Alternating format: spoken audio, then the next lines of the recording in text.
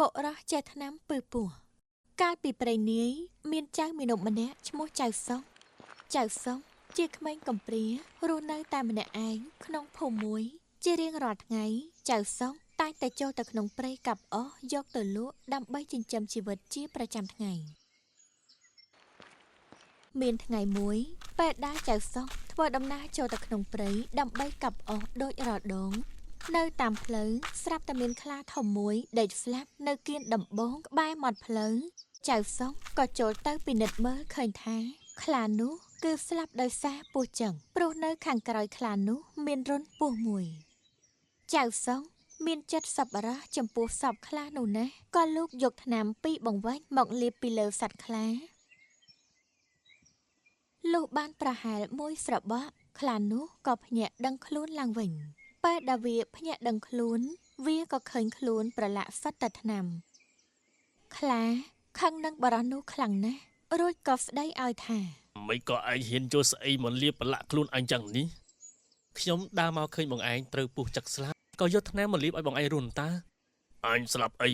ពស់ចឹកអញពីកាលណាអញកំពុងតែដេកលក់ស្រួលហេតុអីក៏ឯងយកស្អីមកធ្វើឲ្យខ្លួនអញប្រឡាក់ចឹងនេះមើលទៅអញត្រូវតែស៊ីឯងជាអាហារហើយទើបសងគ្នារួច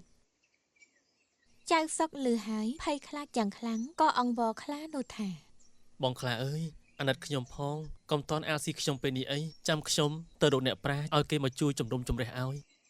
ឃើញថាបើខ្ញុំខុសមែនបងស៊ីខ្ញុំចោះតែបើខ្ញុំមិនខុសទេសូមបងទុកជីវិតឲ្យខ្ញុំផងខ្លាក៏ព្រមតាមសំណុំពររបស់ចៅសុងពេលដែលកំពុងធ្វើដំណើរទៅរកអ្នកជំនុំជម្រះឲ្យនៅតាមផ្លូវក៏ប្រទះឃើញមានសត្វគោនិងសត្វក្របីនៅក្បែរនោះចៅសុងក៏និយាយប្រាប់សត្វទាំងពីរនោះថាបងទាំងពីរមេត្តាអាណិតជួយសង្គ្រោះជីវិតខ្ញុំផងខ្ញុំបានលាបថ្នាំឲ្យខ្លាដែលបានស្លាប់ឲ្យរស់ឡើងវិញតែវាបែរជាចង់ស៊ីខ្ញុំទៅវិញវាបានចោទខ្ញុំថាខ្ញុំធ្វើឲ្យវាភ្ញាក់ហើយនឹងធ្វើឲ្យប្រឡាក់ខ្លួនវាទៀតសត្វទាំងពីរស្ដាប់ហើយដឹងដំណើររឿងសពគ្រប់ក៏ពិចារណាទៅឃើញថាតាមការពិតទៅយើងគួរកាត់ក្តីឲ្យបរិសនោះឈ្នះសត្វខ្លាតែបើអញឲ្យបរិសនោះឈ្នះសត្វខ្លាវានឹងគុំខឹងអញហើយតាមស៊ីអញមិនខានក៏គិតយ៉ាងនេះហើយក៏បានប្រាប់ទៅចៅសុកថាចៅឯងនេះខុសមែននឹងគួរតែឲ្យខ្លាស៊ីទៅណាអោមើលហើយឲ្យគេស៊ីទៅចៅឯងខុសមើលហ្នឹងចៅសុកបានលឺដូច្នេះកាន់តែភ័យខ្លាំងឡើងក៏លាក្របីនឹងគោដើរទៅមុខយ៉ាងលឿនលុះដើរទៅមុខបន្តិចទៀតចៅសុកក៏បានជួបនឹងសុភាទន្សាយចៅសុងបានប្រាប់ពីដំណើររឿងតាំងពីដើមដល់ចប់ទៅកាន់សុភាទន្សាយបានស្ដាប់ពីដំណើររឿងសពគ្រប់ហើយក៏បានប្រាប់ទៅចៅសុកវិញថាចូលចៅឯងទៅនិយាយអង្វរខ្លានោះទៀតទៅហើយមិនបាច់ភ័យទេចាំយើងទៅជួយគ្រាដែលបរិសនោះកំពុងតែនិយាយអង្វរសត្វខ្លាសុភាទន្សាយក៏បានទៅដល់រួចក៏ធ្វើជាសួរថាហើយចុះពួកបងឯងទាំងពីរនាក់តោះគ្នារឿងអ្វីទៅខ្លានិងចៅសុកក៏បានប្តឹងសុភាទន្សាយទៅតាមដំណើររឿងរៀងខ្លួនសុភាទន្សាយក៏កាត់សេចក្តីថា